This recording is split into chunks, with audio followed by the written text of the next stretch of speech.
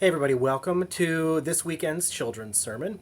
So I started in the basement of our house today because our reading that we hear in the gospel story tomorrow, and I'm going to read you a version of that in just a little bit, talks about rooms and rooms being made ready. And so this room, you can kind of tell there is part of it's green, that's the old color, but we're preparing it. We're getting ready for it to be something new.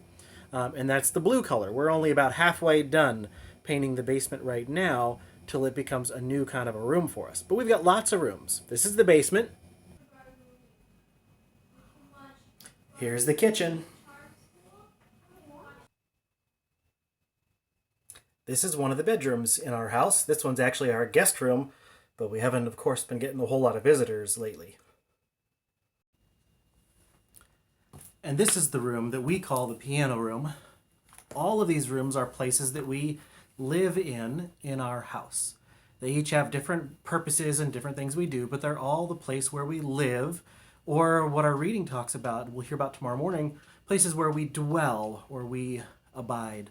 I want to share with you a passage. It actually comes from John 14. So if you want to take a look at that, the adults, you can look that one up in your own Bibles. We're going to read it out of our Spark Bible. And it starts on it's 448 and 449. God's house. Jesus taught his disciples many things. Don't be sad or worried, he said. Believe in God and believe in me. God's house in heaven is so big that everyone can have a room.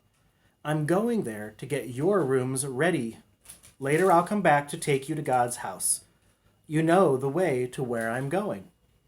Thomas and Philip looked confused. What way do you mean? They asked. Jesus said, I'm the way to know God. Because you know me, you know God too.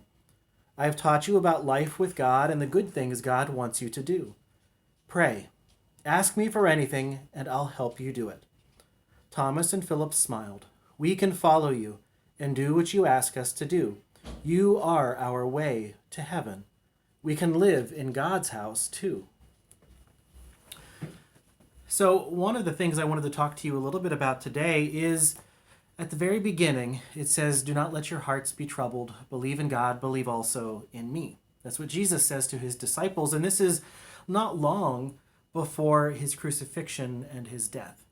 And he tells them that God already has a place ready for them, that there's a room, kind of like their own bedroom, but even better than that.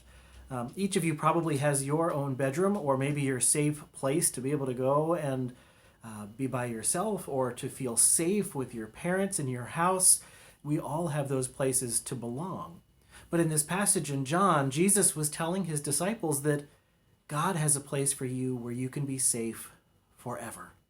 And it's in God's house. And so we don't know exactly what that looks like yet, but what we're told is that there's plenty of space. There's enough room for all of us to be together, for all of us to be in God's house always.